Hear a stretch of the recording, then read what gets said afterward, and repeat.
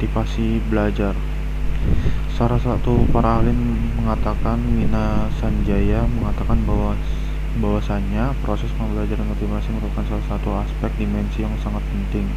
Sering terjadi di siswa yang kurang berprestasi bukan disebabkan oleh kemampuannya yang kurang, akan tetapi dikarenakan tidak adanya motivasi untuk belajar sehingga ia tidak berusaha untuk mengarahkan segala kemampuannya.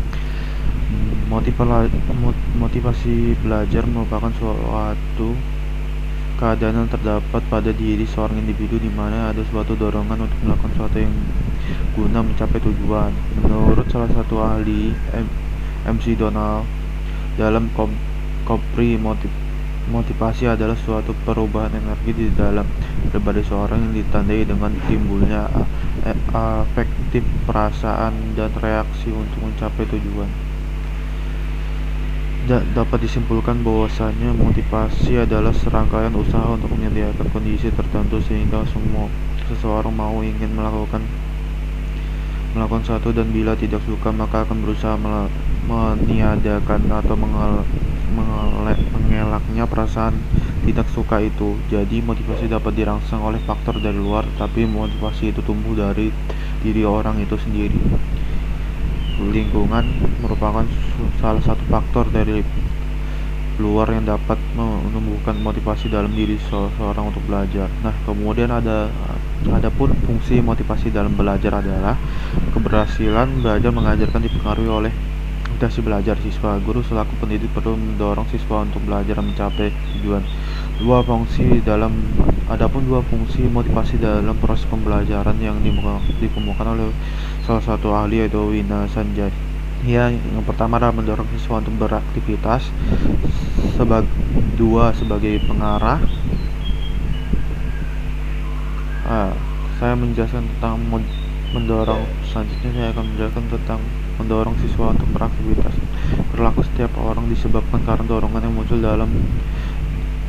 dari dalam yang disebut dengan motivasi. Besar kecil semangat seorang untuk bekerja saat ditentukan oleh besar kecilnya motivasi orang tersebut. Kemudian adalah sebagai pengarah. Tingkah laku yang ditunjukkan sikap individu pada dasarnya diarahkan untuk memenuhi kebutuhan atau untuk mencapai tujuan yang telah ditentukan. Dengan demikian motivasi berfungsi sebagai pendorong usaha dan pencapaian prestasi. Adanya motivasi yang baik dalam belajar akan menunjukkan hasil yang baik. Kemudian adalah mendorong manusia untuk berbuat. Kedua adalah menentukan arah perbuatan ke arah yang dia ingin capai, menyeleksi perbuatan. Jadi adanya motivasi ini akan memberikan dorongan, arah, dan perbuatan yang akan dilakukan dalam upaya mencapai tujuan yang telah dirumuskan sebelumnya. Kemudian adalah faktor yang mempengaruhi belajar.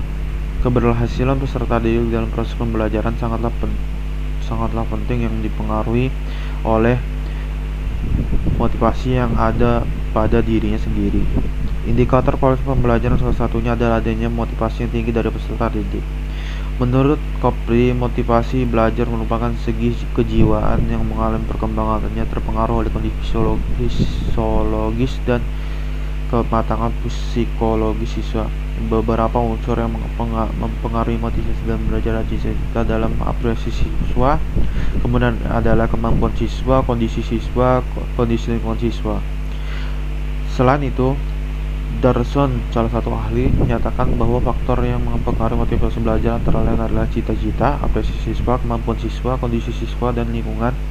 Unsur dalam belajar, upaya dalam pembelajaran siswa.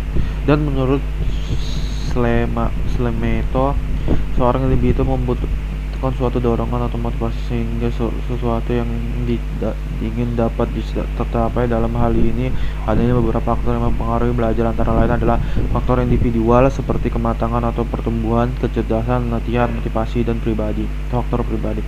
Faktor sosial seperti keluarga atau keadaan rumah tangga, guru, dan cara pengajaran. Alat dalam pembelajaran motivasi sosial. Faktor lain yang dapat mempengaruhi belajar menurut Slameto yaitu adalah faktor internal, faktor jasmani, faktor psikologi, dan faktor kelelahan. Faktor eksternal, faktor keluarga, faktor sekolah, dan faktor masyarakat. Kemudian adalah upaya pembangkitan motivasi belajar siswa. Tujuan pembelajaran adalah untuk mencapai keberhasilan dan prestasi yang optimal. Untuk mencapai hasil belajar yang optimal dituntut keaktifan guru dalam mengembangkan motivasi belajar siswa. Kemudian ada lagi nih, menurut apa yang dikemukakan oleh Wina Sanjaya, memperjelas tujuan yang ingin dicapai, membangkitkan minat siswa. Nah, terlebih lagi nih, yang membangkitkan minat siswa apa aja sih? Hubungan bahan pembelajaran yang diajarkan dengan kebutuhan siswa. Sesuaikan materi pembelajaran dengan tingkat pengalaman kemampuan siswa. Gunakan berbagai model dan strategi pembelajaran secara bervariasi, menciptakan suasana yang menyenangkan belajar. Berilah pujian yang wajar terhadap setiap keberhasilan siswa. Berilah komentar terhadap hasil bekerja siswa. Kemudian yang terakhir adalah ciptakan persaingan dan kerjasama yang sportif.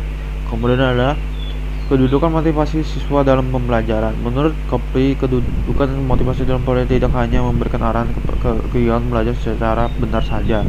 Lebih dari itu, dengan motivasi seorang akan mendapatkan pertimbangan positif dan kegiatan belajar. Motivasi belajar merupakan hal yang sangat penting sebagai berikut. Motivasi memberikan semangat seorang pelajar dan kegiatan pembelajarannya. Motivasi memberikan petunjuk pada tingkah laku mereka. Kemudian ada lagi Kopri mengatakan bahwa dalam proses pembelajaran, motivasi baik bagi guru dan siswa adalah sangat penting dalam mencapai keberhasilan belajar sesuai dengan tujuan yang diharapkan. Dan salah satunya adalah membaktikan, mengetahui dan memahami, meningkatkan dan menyadarkan guru, memberikan peluang guru untuk unjuk kerja rekayasa pedagogis. Kemudian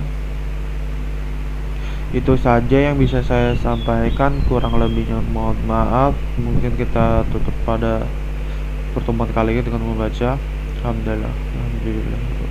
Wassalamualaikum warahmatullahi wabarakatuh.